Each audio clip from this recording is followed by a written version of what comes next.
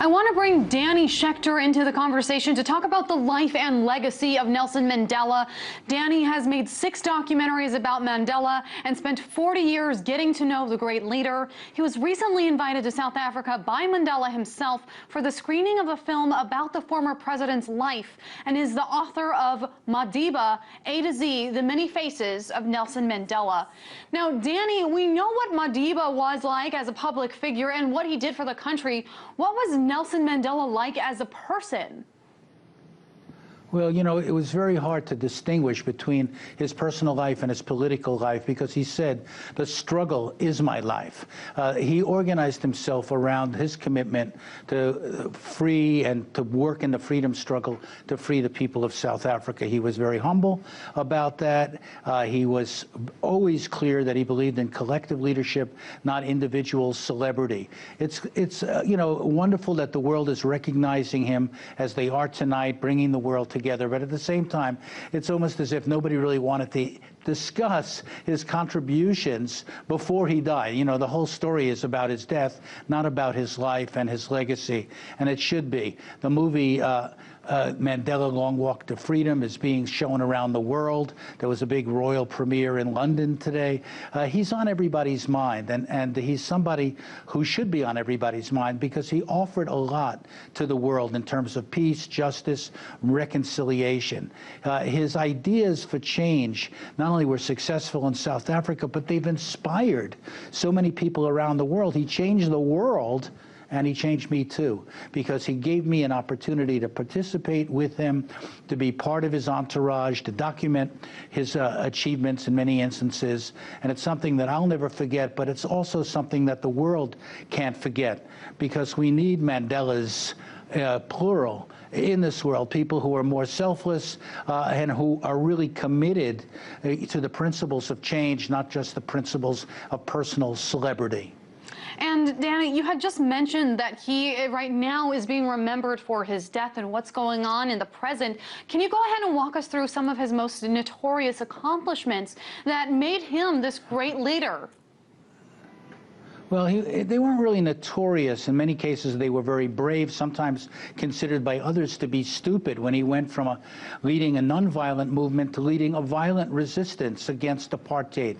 When he was jailed, and he said to the court, "I am prepared to die for my beliefs." And his lawyers said, no, don't say that. You're just giving them an excuse. But he said, no, I'm not saying it for the judges. I'm saying it for the people, to inspire them. And he was sentenced to life imprisonment, you know, on one of the worst prisons in the world. And he survived 18 years. For 10 years, there was no heat.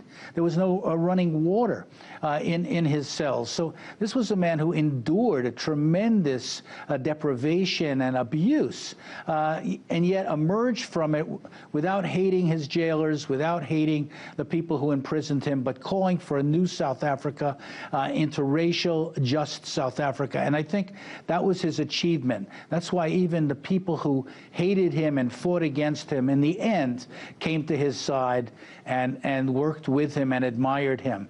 And I think that's what we've seen here, an ability to bring people together of all different backgrounds. And that was his big achievement. You know, South Africa was very poor, very unequal in terms of economics, and it still is to this day. He didn't have a magic wand. He couldn't just change everything just by force of will.